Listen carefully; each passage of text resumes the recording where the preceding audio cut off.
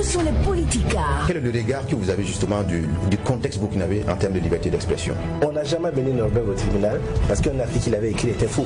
Mais rares font de la politique.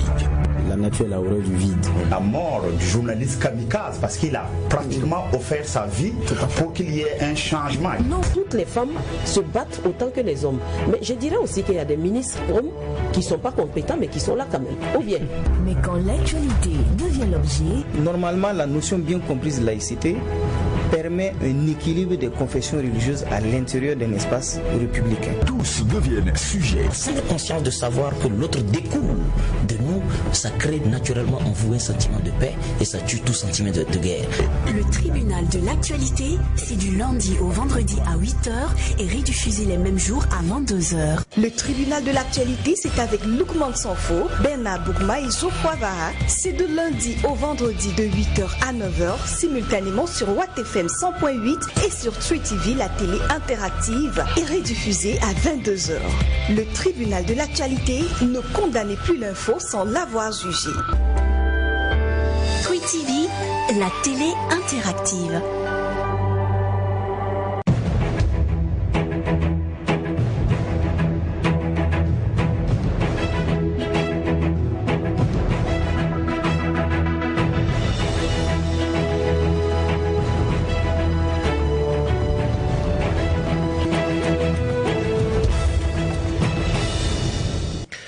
Mesdames et messieurs, bonjour à tous et bienvenue au tribunal de l'actualité. Mieux vaut se tromper en agissant que de refuser d'agir. La stagnation est pire que la mort, elle est surtout corruption. William Gilmore Sims a médité en cette journée du 19 septembre 2019. Bienvenue à cette 4e convocation de la semaine de votre émission, le tribunal de l'actualité. Ce rendez-vous donc où sont jugés les faits majeurs de l'actualité entre approbation et condamnation, confirmation, vérité et dénégation, puisque nul n'a le droit de condamner qui que ce soit ou quoi que ce soit sans un jugement conséquent. Merci de votre fidélité à ce programme. Je suis Loukman Sanfo, je préside ce tribunal. 2 juges au siège, Bernard Bougma, Geoffroy Vaha. Bonjour à tous les deux. Bonjour Président Sanfo, bonjour juge Vaha, bonjour Madame, Messieurs. Bonjour juge Bougma, bonjour Président, bonjour auditeurs et téléspectateurs.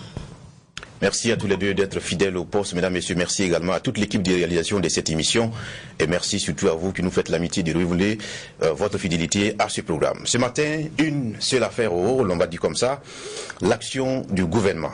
Comment doit-on comprendre les positions de l'exécutif sur un certain nombre de situations et de sujets sur lesquels le peuple attend donc des explications les meilleures qui soient? Nous avons convoqué le ministre de la Communication et des Relations avec le gouvernement, porte-parole avec le Parlement, porte-parole du gouvernement, M.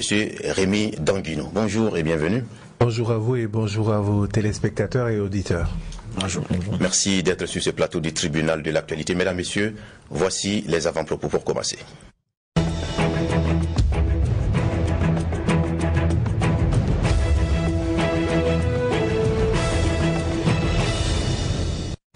Pour cette première partie de l'émission, nous donnons 60 secondes à chacun des juges au siège et commençons par Bernard Bougma. Merci Président. Alors, nous sommes au 19 septembre, qui rappelle un 19 septembre qui a eu lieu il y a 17 ans, donc en 2002 en Côte d'Ivoire, où la Côte d'Ivoire a basculé dans une guerre politico-militaire avec tout ce qui est allé avec. Donc 17 ans après, c'est une Côte d'Ivoire qui continue de penser ses plaies, même si dans le discours de certains hommes politiques, les vieux démons ne sont pas totalement exorcisés. On rappelle certains propos de l'ancien président Henri Konan Bédié. Donc 17 ans après, c'est également qui ont porté ce changement par les armes en Côte d'Ivoire. Au niveau des camps également, il y a des déchirements internes. Et donc ceux également qui étaient sur la braise pour travailler à ce que la sérénité revienne en Côte d'Ivoire, je parle du facilitateur et tous ceux qui l'ont accompagné en son temps, certains également sont dans la tourmente, le facilitateur lui-même actuellement, il est en Côte d'Ivoire, alors que là-bas aussi le climat politique n'est pas tout à fait serein. Donc 17 ans après, on a l'impression que toute la classe politique ivoirienne n'a pas tiré les leçons et les enseignements qui vont avec. Le politique fonctionnant en fonction des opportunités qui lui sont offertes sur ces vagues-là. Alors qu'il y a une Côte d'Ivoire qui doit réussir un virage, et c'est ce virage actuellement que la Côte d'Ivoire est en train de négocier. Et c'est un virage, avec tous les défis à relever. Et moi, je ne parle pas des dangers, tous les défis à relever et tout ce qui va avec comme savoir-faire et sagesse. Donc, ce compris, c'est une date mémorable pour la Côte d'Ivoire, plus jamais ça, mais vivement que ce virage que la Côte d'Ivoire est en train de négocier soit un virage réussi pour tous les Ivoiriens et pour toute la sous-région. C'est tout. D'accord. Merci pour cet arrêt historique pour parler justement de la situation de la Côte d'Ivoire que ce pays a traversé il y a 17 ans. Geoffroy Vahar, c'est à vous. Merci Président. Moi je vais m'intéresser à Reporters sans frontières et ce qu'il publie chaque année, rapport concernant la liberté de la presse et sa perception, on dira comme ça. Et à chaque fois on voit quel rang occupe tel pays. Pour le Burkina Faso, ce qui nous intéresse, c'est 36e sur 180. Je pense que pour ce qui est de 2018, on était quand même 41e. Donc ce qui veut dire qu'il y a une avancée. Afrique francophone en est le premier. C'est vrai qu'on a le voisin ghanéen qui nous qui nous dévance, mais c'est pas ça le plus important. Et quand on regarde dedans, dans ce qu'il a comme critère, c'est la question du pluralisme, l'indépendance des médias et l'environnement, l'autocensure, le cadre légal, la transparence et la qualité des infrastructures soutenant donc la production de l'information. Donc quand vous regardez, il y a donc derrière le fait que ça aille mieux, la façon dont le journaliste s'assume, parce qu'on parle d'indépendance et tout, mais aussi il y a le cadre, le contexte dans lequel il évolue et les textes qui le régissent. Donc ça veut dire aussi que il y a aussi ceux qui gèrent, donc nos autorités, donc ceux qui décident, qui aussi quelque part d'une certaine façon sont notés. Donc ça veut dire que c'est une double bonne note, on dira comme ça. Maintenant, est-ce que c'est ce que ça va donner pour 2020, étant entendu que ça vient de sortir, on a des débats aujourd'hui sur certains textes qui pour certains sont restrictifs en matière de liberté, pour d'autres c'est peut-être la question d'interprétation qui pose problème. Vous n'êtes même pas concerné, comme dirait quelqu'un, on vient poursuivre le chien et c'est le chat qui prend la clôture. Je me demande ce que ça va donner pour 2020, comment cela sera lu, mais pour l'instant, pour ce qui est de la photographie et ce qui nous donne de 2019, on se dira félicitations, mais n'oublions pas que les questions de liberté, ça ne se demande pas, ça ne se mendie pas, et ça s'exprime chaque jour. C'est ce qu'il faut retenir. D'accord, merci également à vous pour votre avant-propos un peu plus pertinent. À présent, mesdames, messieurs, nous allons entendre M. Rémy Danguinou, ministre de la Communication, des Relations avec le Parlement, le porte-parole du gouvernement burkinabé, alors avec qui nous allons nous entretenir sur un certain nombre de sujets, autant d'actualité que des questions fondamentales. Alors, encore une fois, monsieur le ministre, bienvenue. Merci à vous pour me recevoir dans votre tribunal. Merci. Alors, je précise que nous allons aborder les questions de façon transversale, tous les sujets qui mènent en tout cas, ramènent à l'action du gouvernement vous concernent. Mais de façon générale, vous êtes en charge de la communication du gouvernement. On a vu effectivement que un certain temps, cette communication avait plusieurs visages, laissant souvent des compréhensions diverses dans l'action du gouvernement. Aujourd'hui, de façon générale, sur quelle posture vous êtes quant à la communication de vos actions vis-à-vis du peuple? Je vous remercie, mais je pense que comme j'ai été souvent auditionné ou entendu au niveau du tribunal, j'y ai répondu, mais je voudrais rappeler que il y a effectivement une règle simple, c'est que chaque ministre porte son dossier et que le porte-parole ne s'exprime que sur les questions transversales. Ce serait être malhonnête que de dire qu'un ministre peut savoir exactement ce qui se passe dans chaque ministère. L'avantage du Conseil des ministres, c'est que nous avons ce que nous appelons les communications orales, qui durent 2 à 3 heures de temps parfois, où chacun des ministres reçoit donc, présente l'état de son département, et sur lesquels, notamment lorsqu'il y a des conflits, ces différents collègues interviennent. Et il en sort donc, comme on dit en communiquant, des éléments de langage qui sont partagés par tous les ministres et qui permettent donc d'être présents sur les différents plateaux avec une unicité. Je pense que c'est vers cette amélioration que nous allons. Il y a une grande campagne que nous allons lancer dans les jours à venir sur différents aspects, parce que le terrorisme est là. L'insécurité est présente, mais il y a également ce que nous avons quand même pu réaliser qu'il est bon de présenter. On ne peut pas avoir d'école qui fonctionne s'il y a une situation d'insécurité. Donc parfois même dans les zones où nous avons réalisé des infrastructures, aujourd'hui la situation est délicate. Donc lorsqu'on veut parler de ça, on vous dit oui, il y a l'insécurité, mais il y a effectivement sur certains aspects l'intérêt du gouvernement de montrer ce qui a été fait, tout en disant également sur la sécurité et la lutte contre le terrorisme, les efforts qui sont faits, tant au niveau budgétaire, au niveau des équipements des hommes. Je pense qu'il y a eu beaucoup d'efforts qui ont été faits, au niveau également du recrutement des hommes et au niveau également de la gouvernance de nos forces de défense et de sécurité. Après, il y a forcément des problèmes sur lesquels, je pense, les acteurs doivent pouvoir apporter des réponses. L'un des grands problèmes que le gouvernement a en tant que communicant, c'est que souvent, vous savez, la presse, et là vous avez raison, la presse se plaint du fait que nous mettons du temps à réagir. Et sur ces questions-là, on essaie d'avancer, mais je dois reconnaître que il y a des situations qui sont difficiles à mettre en œuvre parce qu'il y a des principes et des préceptes qui doivent être respectés. Lorsque vous prenez par exemple une attaque et que on a déjà le nombre de victimes dans la presse, parfois nous disons quelque chose et nous avons peur d'être contredits après par les chiffres. Donc nous restons très pondérés. Et l'opérationnel, vous savez, l'armée fonctionne d'une façon très hiérarchisée. Ils font remonter l'information étape par étape. Et lorsque nous l'avons, parfois c'est déjà dans les réseaux. C'est peut-être l'un des gros problèmes que nous avons aujourd'hui, mais malheureusement nous devons faire avec, parce que l'armée doit prendre le soin auparavant de prévenir les familles des victimes, d'identifier les personnes. Si elles sont portées disparues, de s'assurer qu'elles ont été portées disparues, pas en tant que victimes dont on est parti avec la dépouille, mais en tant que personnes qui ont préféré se réfugier en attendant que la situation se calme. Donc il y a tous ces aspects-là qu'il faut regarder. Mais je dois reconnaître qu'il y a de l'amélioration. Les ministres sont de plus en plus conscients que si nous parlons d'une même voix, nous avons des chances pour avoir une écoute qui soit plus à propos et à même d'être réceptive à nos points de vue. Donc je crois que ça s'améliore. Mais il semble qu'il y a toujours des situations où il y a certaines sorties de ministres où le reste du gouvernement attrape sa tête parce que les propos n'ont pas été suffisamment mesurés. Et comment vous gérez ce type de situation ? Nous sommes des êtres humains, et puis parfois on peut dire des choses parce que soit on a besoin de franchise, soit on a besoin d'exprimer un ressenti. Les éléments sont cadrés. Après, vous savez, chacun, et ça c'est universel, chacun a un ressenti.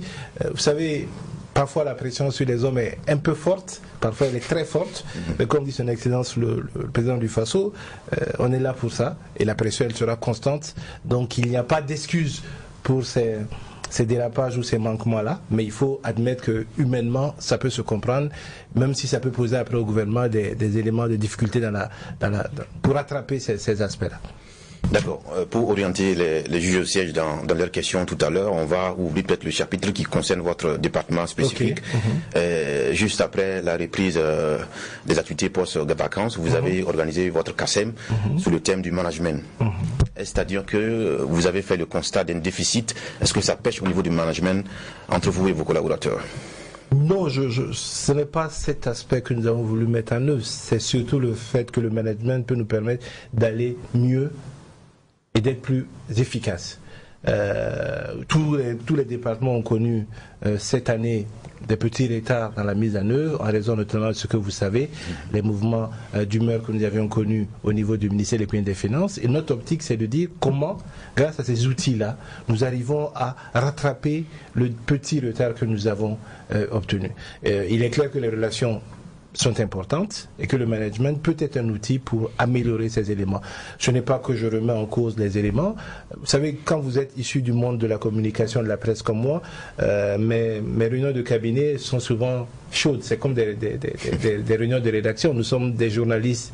C'est d'ailleurs un des problèmes que nous avons dans les sociétés d'État, c'est que nous n'avons pas suffisamment de techniciens sur les autres postes, mais nous sommes des journalistes et nous discutons vraiment franchement, et de la contradiction dont sortent parfois des idées que même le premier responsable que je suis se doit de mettre en œuvre parce que ça paraît des éléments de bon sens. Donc le management pour moi n'était pas un élément pour combler un déficit ou pour régler quelque chose qui n'allait pas, mais un élément pour accélérer nos résultats, parce que nous avons connu 3 mois de flottement et nous avons des résultats à atteindre, qui c'est important que ce que nous avons entrepris dans le cadre de la modernisation des éditions citoyennes, la RTB de l'AIB soit mise en œuvre, que ce que nous avons prévu pour la SBT se fasse, que nous avons prévu pour le SIG se fasse, afin justement qu'à l'évaluation finale, nous ne soyons pas à des taux qui soient en dessous des 70 ou 80%, qui est le taux de l'année dernière, qui était un taux relativement intéressant.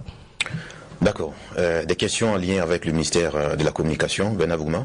Le ministère, pour parfaire la communication gouvernementale, avait initié le projet de trouver des porte-paroles pour les différents ministères. Est-ce qu'aujourd'hui c'est effectif et dans ce cas, est-ce qu'à qui nous devrons nous adresser? Au DCPM ou comment est-ce que ça va se passer? Non, vous savez, dans notre système, et c'est d'ailleurs l'une des mutations que nous avons apportées à la communication gouvernementale, c'est que désormais le SIG, le service d'information du gouvernement, est rattaché directement au Premier ministère. Le ministre porte-parole en est le ministre d'utilisation, mais le SIG, pour avoir plus de moyens, etc., nous l'avons voulu, comme un peu à l'image de la France et de la Côte d'Ivoire, ramener ça au niveau du Premier ministère.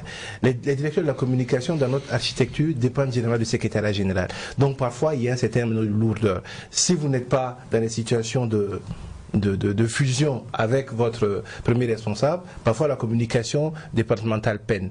En attendant de changer les organigrammes, parce qu'il y a un projet de changer les organigrammes des ministères pour prendre en compte de nouveautés, par exemple, telles que la comptabilité matière, qui a été dans le cadre de la valorisation de l'action gouvernementale intégrée, mais aujourd'hui est plutôt rattaché aux directions administratives et financières. Il est important donc que nous puissions détacher cela. Et en attendant cela, nous avons estimé que les DCPM, en restant à ce niveau-là, peut-être n'étaient pas très pertinents. L'idée d'avoir des porte-paroles, c'est d'avoir des chargés de mission ou des conseillers techniques des ministres qui soient très proches et qui puissent porter la parole. De telle sorte qu'effectivement, on ne soit pas dans une situation où les CPM disent non, attendez que je vais voir le ministre, et que lorsque le ministre, et puis c'est un principe de communication, il faut forcément des parapluies. Si quelqu'un parle et qu'il fait une bavure, une bêtise, il ne faut pas que ce soit le ministre. Il faut que ce soit quelqu'un à telle sorte que le ministre puisse rattraper. C'est le principe des parapluies, il faut qu'on les ouvre à tout moment. Et donc ce porte-parole-là, nous avons communiqué toute la liste aussi, qui normalement l'a mis à disposition de tous les acteurs de la presse. À vous maintenant de les utiliser, parce que c'est eux qui portent la parole. Je sais qu'au niveau, par exemple, de l'état-major, même au niveau de l'état-major, il y a le colonel Willy, mais il y a un porte-parole qui est différent du colonel Willy. Le colonel Willy étant chargé de la communication. Le porte-parole, lui, c'est également un colonel, je pense, qui peut s'exprimer sur ces questions-là, parce qu'il est dans la proximité directe du chef d'état-major, et c'est le chef d'état-major qui l'a désigné. En plus, c'est quelqu'un qui a une base de communication, parce qu'il a quand même fait des études de communication dans ce domaine-là. Pour moi, c'est bon. Donc, Geoffroy Vaha. Merci. Moi, je sais que pour ceux qui nous écoutent et nous regardent, il y a des points chauds ces derniers temps. Lorsqu'on parle de votre ministère, c'est notamment la grève au niveau des médias publics. Et comme titrait l'un de nos confrères, on a vu un Frobi ouvrir le journal de 13h parce qu'il y avait pas de journal. C'était bien ça. Et à la fin, on se pose la question, qu'est-ce qui ne va pas? Parce que on n'avait pas vu aussi position si dure ces derniers temps concernant ces travailleurs-là de ces médias. Qu'est-ce qui ne va pas? C'est une question sur laquelle il est important de rappeler, j'espère que je ne serai pas long. Nous avons eu une grève en 2016. Il y a un protocole d'accord qui a été signé, et dans ce protocole d'accord-là, il y a un certain nombre d'éléments. Je crois qu'il y en avait 7 ou 8, et la majorité des éléments ont été respectés, sauf sur un point. Et c'est lui que nous mettons en œuvre. La question, c'était de dire, comme beaucoup de personnes l'ont dit, que comment nous allons vers les sociétés d'État. Les lois sur la presse écrite 056 et sur l'audiovisuel 059 prises par le CNT disent en différents articles que les organes de presse de l'État sont des sociétés d'État. Premier alinéa. Deuxième alinéa, toutefois, l'État peut en créer sous forme DPE. Donc je voudrais rappeler que déjà que dans le texte de loi, il n'est pas dit que les entreprises doivent être forcément des sociétés d'État. Premier élément. Deuxième élément, nous avons dit, nous allons voir dans quelles conditions nous pouvons y aller. Et pour cela, les syndicats ont été associés On définit les TDR et on a recruté des cabinets. L'un des problèmes qui fait que depuis 2016, ça atteint jusqu'à aujourd'hui, c'est que les cabinets ont eu des problèmes, il y a eu des appels, il y a des difficultés qui sont le marché public habituel, et résultat, donc, les cabinets ont rendu des décisions. Dans ces décisions-là, vous avez des options qui sont proposées pour passer à la société d'État. Il y a, pour ce qui est de la télévision nationale, en gros 3 options et une 4e option qui n'est pas dans la synthèse mais qui est dans le rapport. Pour ce qui est du CDA, il y a 2 options. Je dis simplement, première option, vous avez par exemple pour la RTB, ils sont je pense 795 agents. Si vous partez avec les 795 agents, vous ne pourrez jamais rendre une société d'État opérationnelle. Ça c'est l'option. Deuxième option, vous avez 795 personnes, vous devez en garder 426 pour qu'elles soient opérationnelles, avoir un capital de 20 milliards à peu près, finaliser le siège, équiper la télé et l'accompagner pendant 3 ans pour parfaire cette mutation-là. Et troisième option, vous avez la possibilité donc de leur faire une dérogation à la comptabilité publique au niveau des EPE, afin donc de leur donner plus de flexibilité, de les accompagner en équipement, de conserver les 795 agents et d'aller donc vers, dans les années à venir, voir si c'est possible d'être société d'État ou pas. Voilà la situation. Donc nous avons discuté avec les acteurs. Les acteurs ont dit nous voulons la société d'État. Donc il y a eu les premiers mouvements.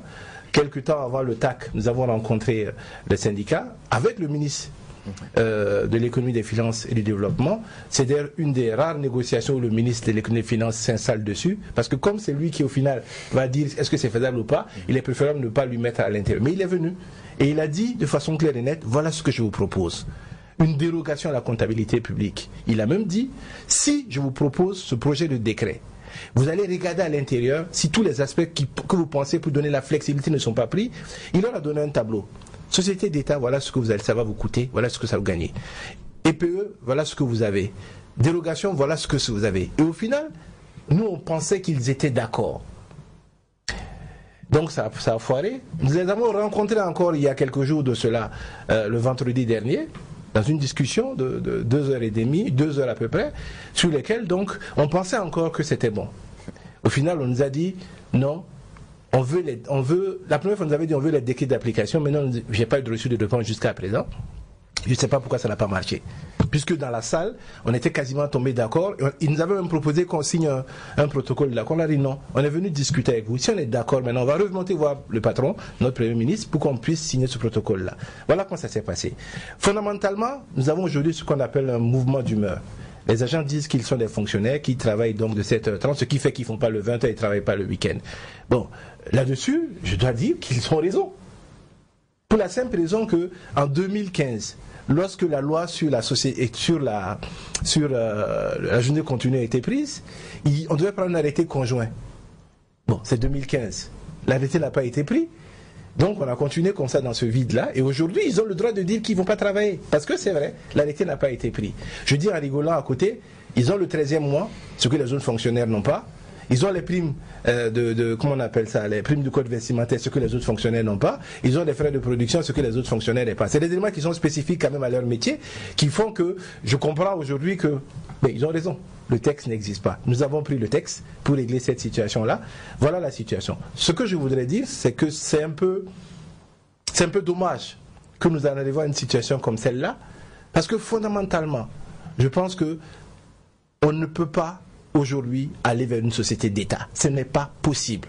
Si on doit le faire, sur les 795, il faut mettre 300 et quelques de côté. C'est clair et net. Ma question était à deux volets, parce que c'est clair qu'il y a la question de discussion, donc forcément il y a des lignes qui doivent bouger. Maintenant, il y a la façon dont les mécontentements sont gérés entre-temps.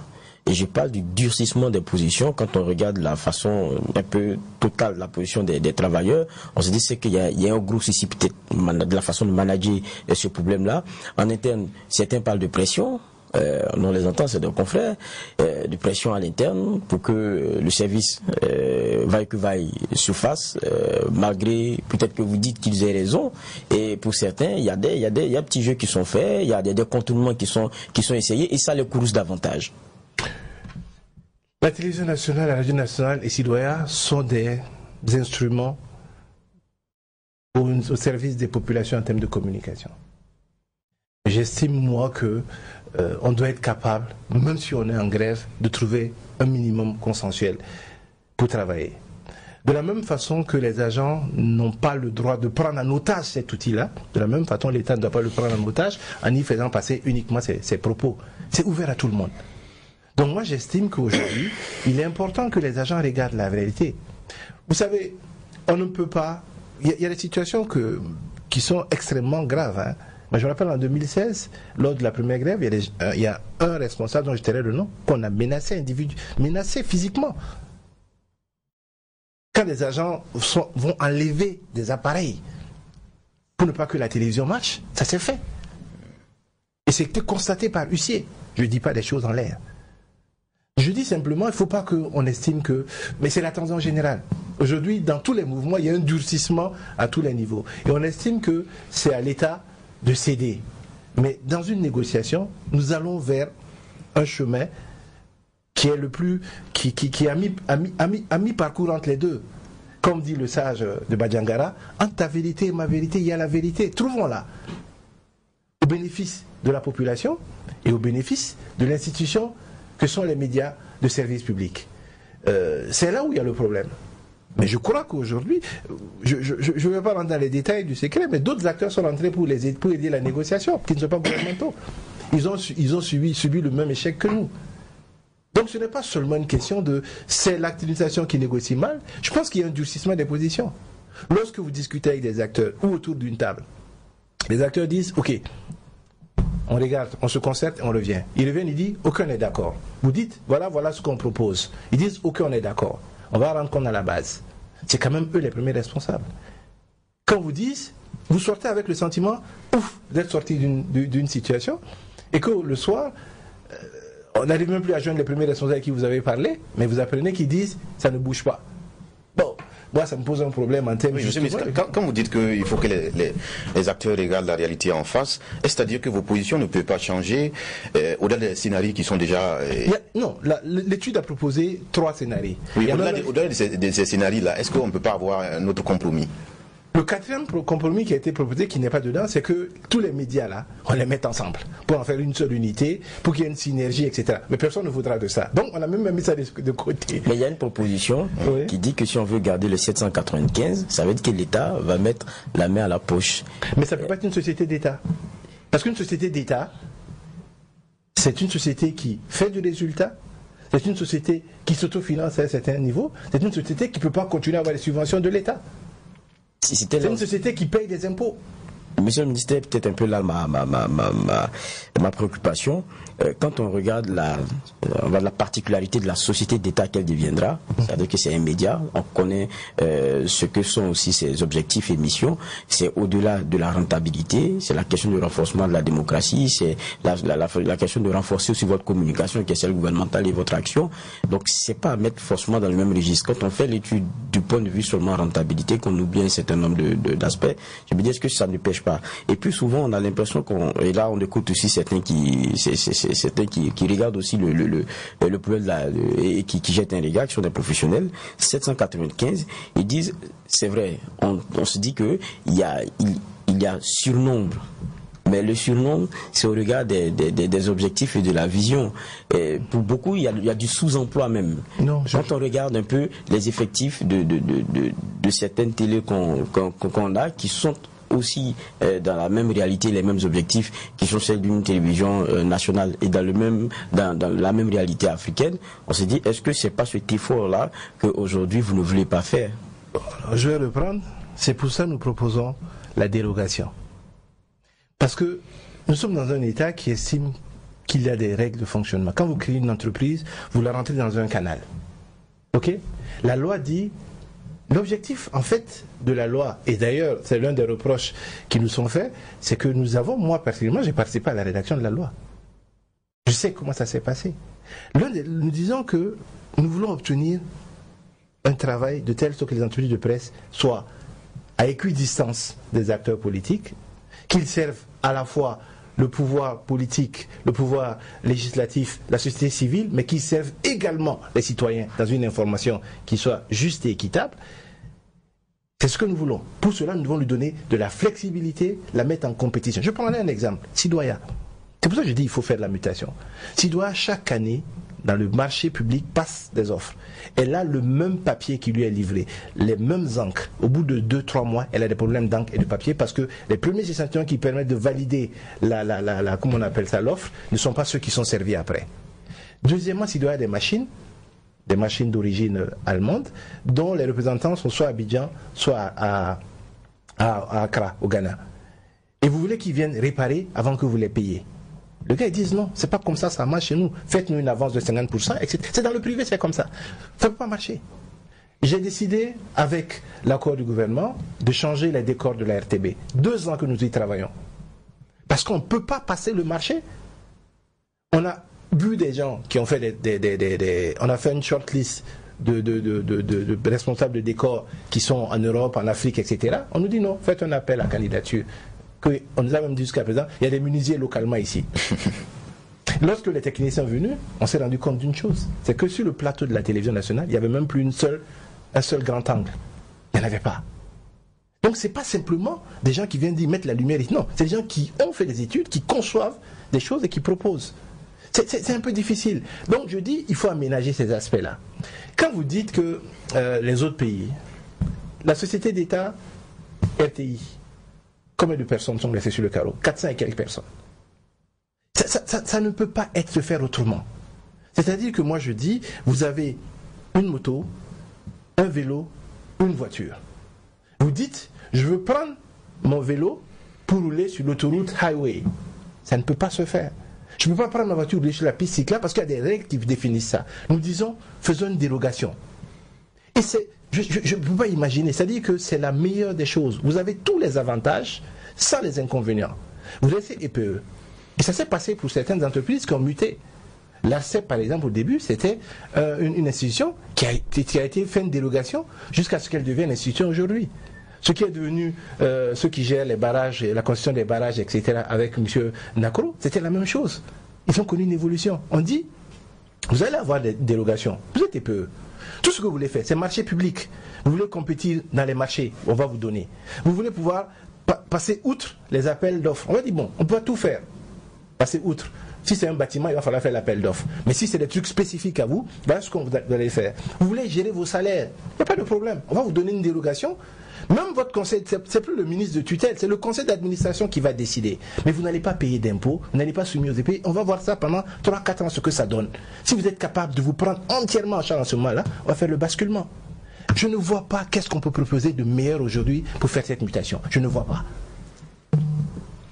Alors, justement, l'autre question en lien avec ça, parce que ici, quand nous avons reçu M. Dramé du Sénatic, il disait que plusieurs entreprises au Burkina sont subventionnées, parce qu'il y en a qui disent qu'on peut pas continuer de subventionner la lui bâton de touche. Plusieurs entreprises sont subventionnées, il cite l'ONEA, il cite la nationale d'électricité, et donc c'est un argument qui ne s'explique pas. Non, je pense qu'il faut regarder.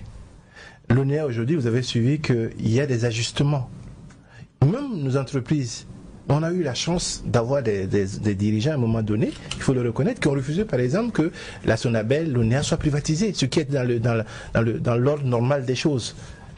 Mais aujourd'hui, quand vous regardez ces entreprises-là, elles ont des contrats plans avec l'État, elles doivent couvrir petit à petit leurs charges, elles doivent petit à petit rembourser ce qu'elles ont pris comme emprunt. C'est une obligation dans le monde dans lequel nous sommes. Donc quand on dit ça, on n'est pas dans la vérité. Aujourd'hui, il y a des situations où des programmes, où le Burkina dans l'eau par exemple, une grande partie des programmes, nous les mettons en œuvre. C'est comme des réalisations que les partenaires techniques derrière donnent de l'argent. Ils ne donnent pas l'argent avant. Ils annoncent 200 milliards par exemple pour l'eau, mais vous réalisez et ils vous donnent la compensation.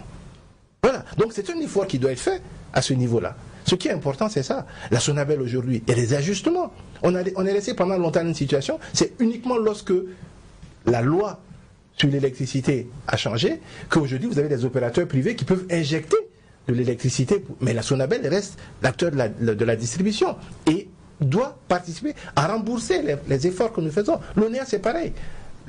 juin 2018, je crois, il y a un ajustement des prix pour pouvoir couvrir de plus en plus les charges. Ce sont des éléments essentiels où l'État est en situation de souveraineté totale. Mais même dans ces aspects-là, l'État est obligé de faire couvrir ces entreprises. On a ce problème aujourd'hui avec une entreprise du ministère qui est la SBT. Si on doit mettre les prix de la redevance, on a 300 millions pour que la SBT soit rentable. La discussion aujourd'hui, c'est comment nous faisons évoluer cette société-là pour la sortie de cet aspect-là. Parce qu'elle ne peut pas être société d'État et puis ne pas être capable de couvrir ses frais. On ne va pas reprendre la même erreur avec la télévision nationale et les citoyens, alors qu'on peut déjà éviter ça, leur donner un substrat pour avancer. Je vous dis que ce que le ministère propose, c'est quasiment que des avantages. On dit, vous allez laisser EPE. Mais vous allez pouvoir passer les marchés comme le public sur un certain nombre de produits qui vous sont essentiels. Vous allez pouvoir compétir sur les marchés. Sidoya aujourd'hui ne peut pas compétir, alors qu'elle a une imprimerie. On aurait pu voir, Sidoya pendant des années a fait les feuilles pour les examens là. Aujourd'hui, ils ont perdu ce marché-là. Parce que légalement, ils ne peuvent pas le faire. La RTB, c'est pareil. La RTB ne peut pas dire aujourd'hui, je vais aller voir un privé pour dire, bon, à côté, j'ai créé une structure de conception, aidez-moi, je vais prendre un marché. C'est pas possible. À l'intérieur, par contre, les agents ils vont faire des marchés qu'ils mettent dans leur poche. Comment on fait pour sortir de cette situation? Voilà l'intérêt. Moi, je me dis, si la question, c'est une question de pérennité de l'outil de travail, on peut trouver des solutions. Il y a la question de la prise en compte des rémunérations des acteurs. Mais on leur dit, après tout, c'est le conseil d'administration qui va décider. S'ils décident de vous augmenter de l'argent, ils regarderont. Parce que l'État, en ce moment-là, va dire, voilà ce que je vous donne chaque année comme financement. Pour revenir à la question dont on parlait, lorsque Mme Bougaïré était directeur général, avec notamment le rédacteur en chef de l'époque, j'ai oublié son nom, ils ont fait un projet qui coûtait à peu près 4 milliards de francs CFA par an, qui devait assurer à la RTB le fait que les couvertures médiatiques ne soient plus payantes. De telle sorte que les journalistes aient le recul nécessaire pour traiter l'information. C'est ce que nous voulons tous. Comme un peu la BBC, nous allons avoir une entreprise de presse qui allait être à équidistance.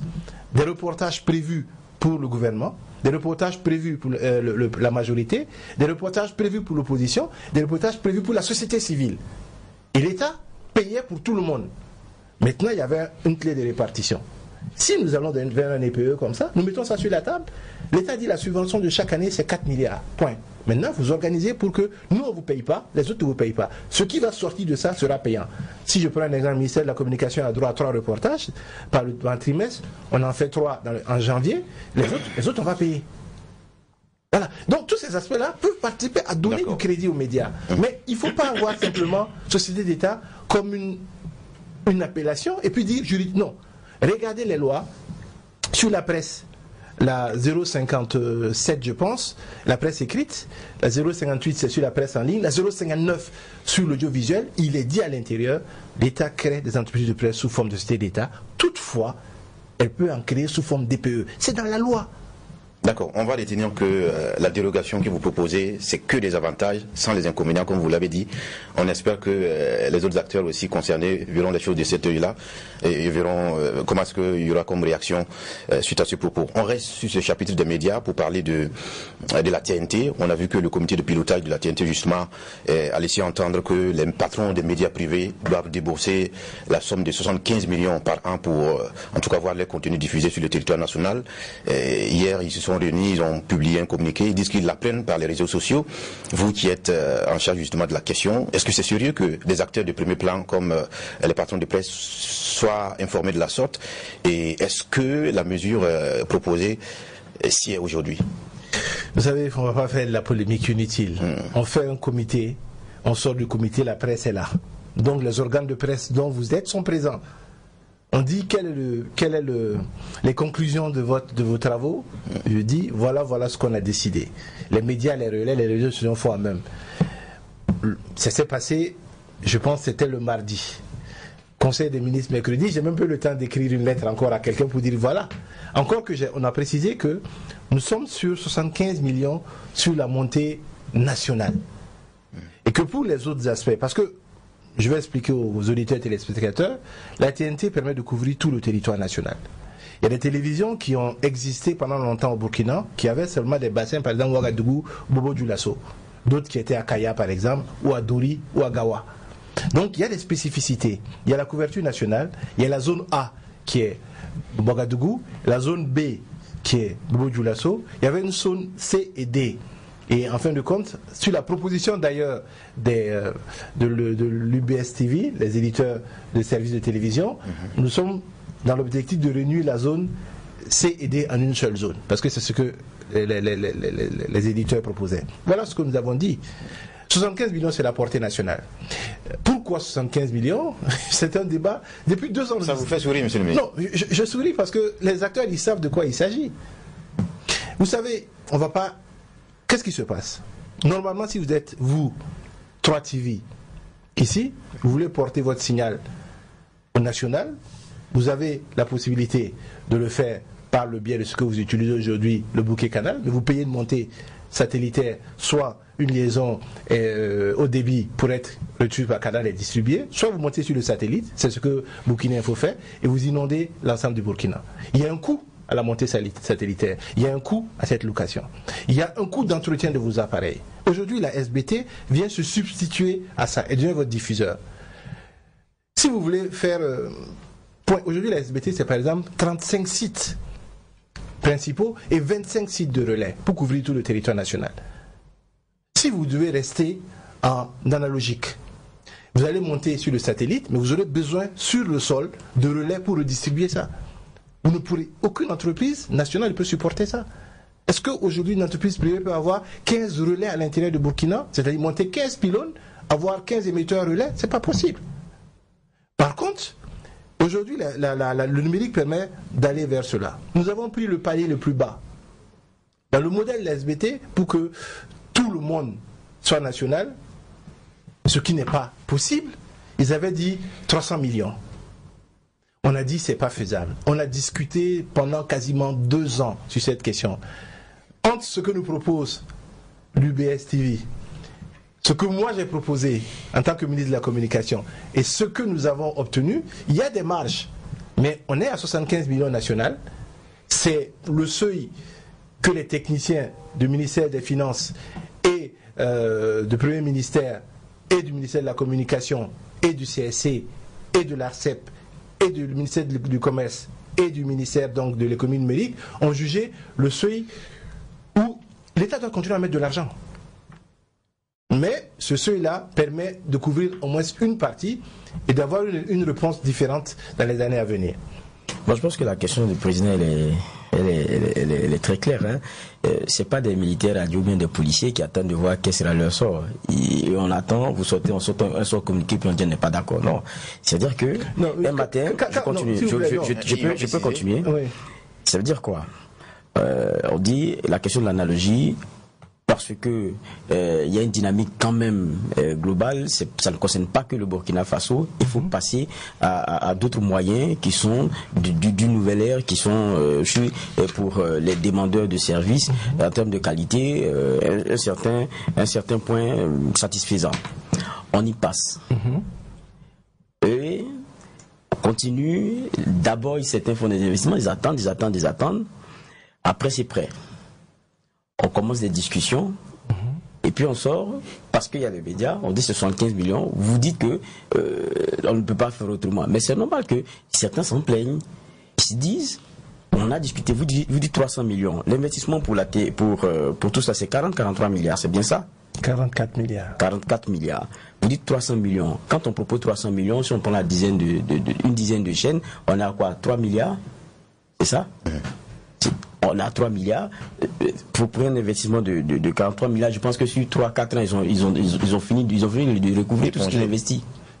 Donc vous êtes en train de faire des amalgames. Laissez-moi vous donner des précisions.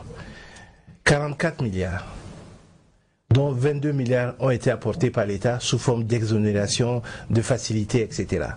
22 milliards 5 ont été pris au niveau d'un pool bancaire au Burkina que l'État aujourd'hui rembourse. Ok? Les 3 milliards dont vous parlez, c'est les coûts de fonctionnement de la SBT. Il faut monter sur le satellite pour inonder les gens. Ça fait 1 milliard et quelques. La SBT, c'est 66 agents. C'est 6 pôles régionaux. C'est des connexions, c'est du carburant pour les groupes, etc. C'est ça, la vérité. Donc, quand vous dites on va rembourser. On ne parle même pas de remboursement dans cet argent. L'État prend en charge le remboursement. Ce que nous demandons, c'est que les médias contribuent un tant soit peu au fonctionnement de cette structure-là, parce qu'elle vient suppléer ou elle vient remplacer leur propre investissement à ce niveau-là. Donc ne faites pas les amalgames. Ce que nous demandons, c'est de participer au coût de fonctionnement de la structure, pas de rembourser l'emprunt que nous avons pris. Voilà. La précision est importante. Monsieur le ministre, je n'amalgame aucunement, parce que ce que j'étais en train de faire en termes de calcul, j'ai dit 3 milliards. Vous avez dit 3 milliards, l'investissement sera déjà remboursé. Non, l'investissement ne sera pas remboursé.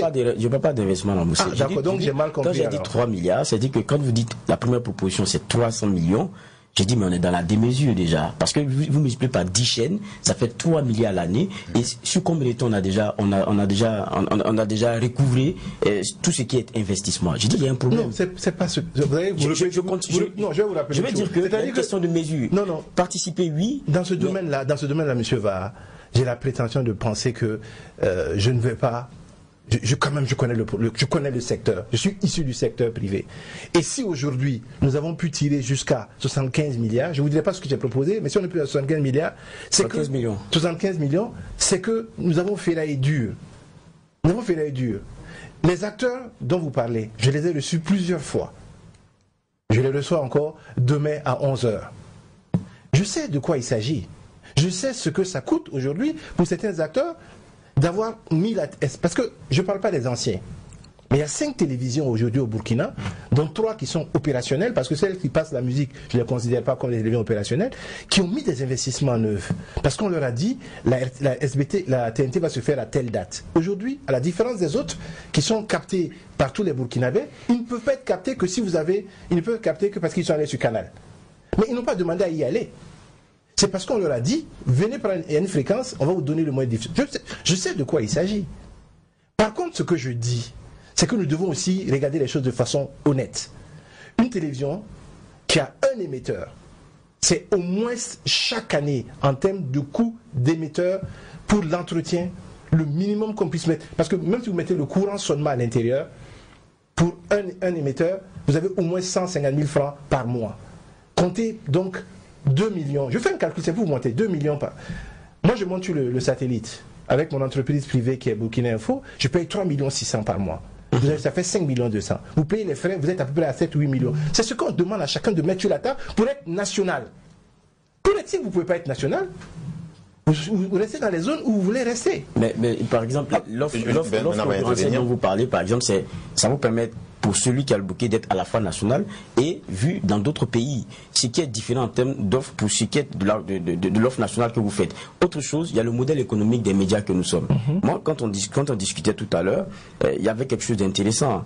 Vous parliez des offres pour ce qui est des futurs possibles pour les médias passés en EPE. Il y a subvention, exonération comment on appelle ça, paiement des impôts. Ça c'est pas la réalité des médias privés. Ça n'a rien à voir. Alors qu'ils sont en concurrence pure et parfaite sur un même marché. Oui, mais ils n'ont pas les mêmes obligations que les médias d'État. Les mêmes obligations. Les mêmes avantages. C'est de ça même que je parle, moi. Je ne veux pas mettre en conflit, en opposition médias d'État. Ah non. Vous avez par exemple, vous, aujourd'hui, un fonds, qui est le fonds d'appui à la presse privée. C'est combien? C'est combien on donne aux médias? Non, le fonds d'appui à la presse privée, vous avez monté des projets. Vous avez monté un projet? Si vous avez eu, c'est combien? 6 millions par année. Non, vous faites voilà, vous parlez de choses donc.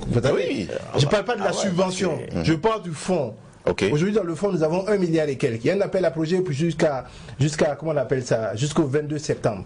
Vous avez la possibilité de prendre des prêts pour l'investissement à hauteur de 100 millions. Le taux, c'est 4%, toutes taxes comprises. Vous avez à faire des équipements, 50 millions, le taux, c'est 4%, toutes taxes comprises. Vous avez même des facilités pour les paiements de caisse. On aide quand même la presse.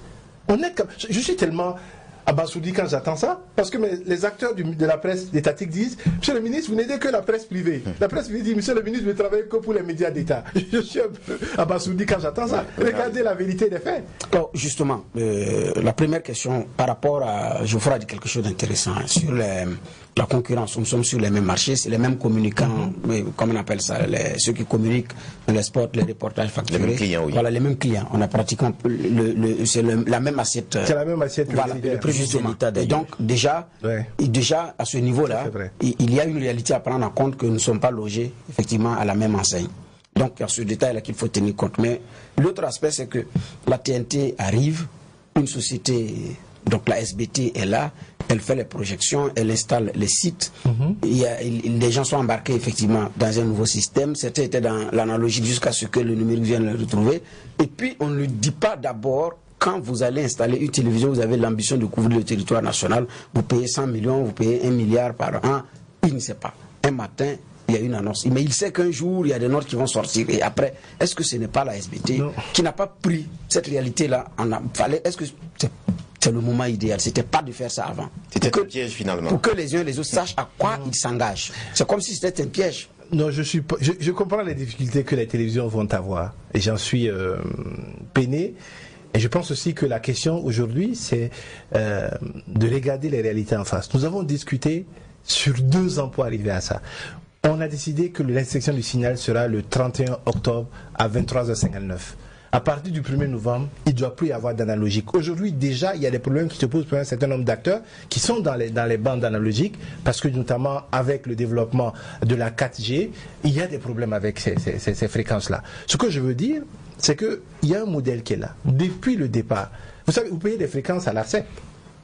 Tout le monde sait qu'il va falloir payer quelque chose. Mais je pense aussi que les patrons de presse, ce sont des hommes d'affaires. OK? Ils savent qu'ils ne peuvent pas avoir le transport du signal de Ouaga, surtout le Burkina Faso, gratuitement. Monsieur le ministre, personne n'a dit... Laissez-moi terminer. Okay, laissez-moi terminer. Moi, je dis simplement, regardons nos charges. Regardons ce qui peut permettre à une télévision de couvrir l'espace national. Et demande, est-ce que ce que nous avons aujourd'hui... Quand j'ai été appelé par les patrons de l'UBST pour venir, j'ai dit, moi, j'ai aucun problème à discuter avec vous. Mais venez me voir en me disant, voilà vos charges réelles. Pourquoi vous ne voulez pas les 75 millions? Encore qu'on ne connaît pas, on avait proposé des chiffres, le président du Faso, le Premier ministre a dit, on va les affiner pour que véritablement, ça ne touche pas, parce qu'il y a des bassins qui existent déjà. Il y a des télévisions, je vais citer par exemple Canal 3, qui dit, nous voulons émettre, c'était dans le projet sur Ouagadougou, sur Beau du Lasso, voilà. Aujourd'hui, ils émettent sur Ouagadougou, sur Beau du Lasso, mais avec la TNT, ils couvrent tout le Burkina. Je sais ce que ça coûtait d'avoir un émetteur à Bobo et d'avoir un émetteur à Ouagadougou. Aujourd'hui, on leur dit, couvrez tout le Burkina. Vous payez 75 millions. S'ils estiment que c'est trop, ils resteront sur le palier où ils étaient, c'est-à-dire Ouaga. Parce que normalement, une entreprise de presse qui couvre la superficie nationale, ça lui fait plus de recettes. Ça lui fait donc, c'est clair, ça touche plus de consommateurs potentiels, la publicité est plus intéressante. Le modèle économique burkinabé est très complexe. Hein, parce que je disais tout à l'heure que c'est l'État qui est sur le marché le premier pourvoyeur, c'est bien lui. Et je disais... Je ne veux pas vous couper, hein. Il y a des études qui sont sorties, encore que je prends les études actuelles de mesure d'audience avec beaucoup de pincettes, qui font qu'une télévision privée aujourd'hui est avant la télévision nationale en termes d'audience. Bon, ça veut dire quoi? Vous y croyez? Je dis, je prends avec des pincettes. Mais c'est les études qui sont là. Bon, là où ça m'a un peu choqué, c'est qu'on a parlé de Canal 3. Je sais que Canal 3, depuis quelques temps, a des petits problèmes. Il peut faire une semaine sans être diffusé. Je ne sais pas comment ils ont été 3e. Mais bon, ça, c'est les études. Je ne remets pas en cause ces études. Voilà. Et il faudrait que nous trouvions le moyen, justement, d'avoir des mesures d'audience beaucoup plus professionnelles, soit par le fonds, soit par la DGM, ou soit par le CSC, qui puissent calmer tout le monde. J'ai posé la question. C'est pas trop aussi. C'est que c'est vrai qu'on parle d'investissement, on parle de remboursement, mais il n'y a pas que les médias. Il y a aussi, quand on parle de cette TNT-là, il y a les opérateurs de téléphonie mobile qui en servent aussi. On connaît les chiffres d'affaires, ça n'a rien à voir. Vous mettez tous les médias cumulés, quelquefois, on ne faut pas grand-chose. Non, souvent, c'est une bagarre que moi-même j'ai eu à faire. J'ai dit, on ne peut pas dégager les fréquences 800 et quelques Hz là pour avoir des fréquences qui sont vendues. L'État a engagé déjà 120 milliards. Bon, même si nous on a généré ne serait-ce que 20 milliards, on doit quand même pouvoir retirer quelque chose. On me dit, les caisses de l'État sont dans l'unicité et cet argent-là, il est réparti. Bon, on m'a dit, tu ne parles pas de ça, c'est pas. Je comprends votre propos. Hein. C'est vrai que nous participons à créer cette plus-value numérique-là qui est important aujourd'hui pour la 4G et tous les éléments qui vont venir.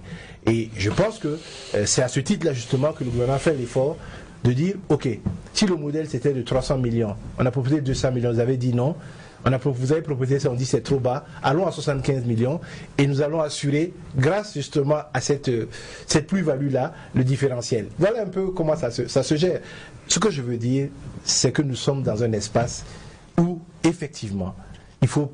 Vous savez, j'ai dit ça en comité, j'ai dit, si un seul organe de presse a un problème à cause de la TNT, ce serait un recul de la liberté d'expression. Vous avez fait le point des éléments qui sont pris en compte, il y a la pluralité des opinions. Et un des pays où il y a une vraie pluralité des opinions.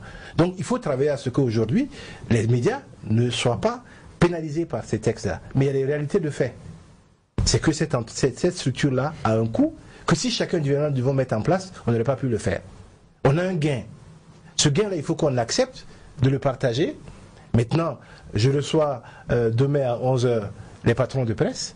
Ils vont me dire... Ils ont déjà une position, ils disent qu'ils ne peuvent payer jusqu'à maximum 20 millions. Est-ce que c'est faisable?